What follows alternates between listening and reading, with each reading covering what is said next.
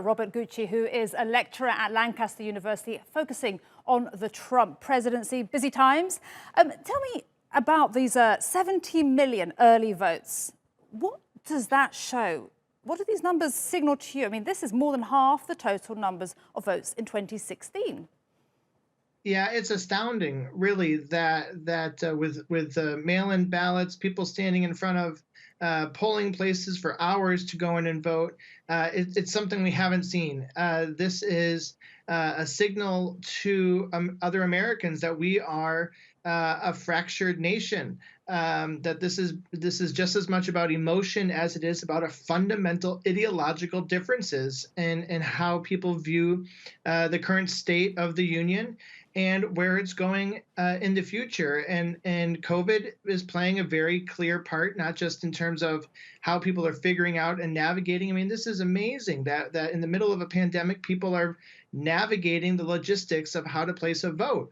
And part of that is probably thanks to COVID. And whoever wins the presidential seat is probably going to have to look back at what strategies were in place as people were trying to figure out how to do this while also staying safe.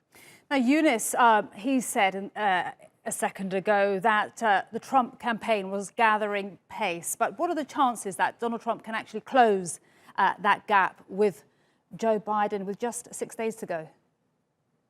Well, if anything, Donald Trump is inventive. He will find a way, no doubt, in the next few days to unleash another rallying cry for his supporters. And some of that's going to go back to what you were talking about a few minutes ago, the law and order mandate that he's had since he took to the political stage years ago. If you know, it's unfortunate to say this, but he's probably looking for, and his campaign staff are looking for, contestation out there, racial contestation, that they can pull into a law and order mandate. Because even though a lot of American voters are thinking about how the administration handled COVID and how they think Joe Biden might be able to handle or would have handled COVID, they're still thinking about, well, what brought us to support Donald Trump in the first place? And when COVID is gone, who do we want to be taking us to make America great again? Going back to that slogan from the first campaign.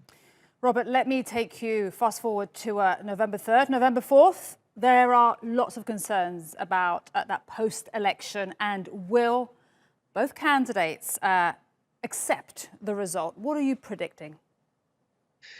Well, I think if Joe Biden wins, it'll be hard for Biden to have his own presidency, at least for the first several months, as Donald Trump has made it very clear that he's going to contest a loss on his side. And I think, we've seen the Supreme Court movements, 3 justices under Donald Trump. Again, that is amazing for any presidency to get that in one term.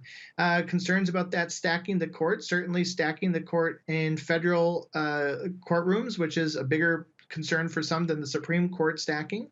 And so will it be a Joe Biden presidency, or will it be a Donald Trump presidency part 2, even if he's not in the White House, because he's taking it to the court system? So I think that that's going to be one of the major things that we see. I think we're going to see a lot of activism among citizens if Donald Trump is back into the White House, going after the things that they hold dear, issues related to abortion, immigration. Those are going to be things I think Donald Trump will be moving against or moving toward in a second term. So I think we're going to see a lot of social activism coming through on social media and on the streets if Donald Trump keeps his seat.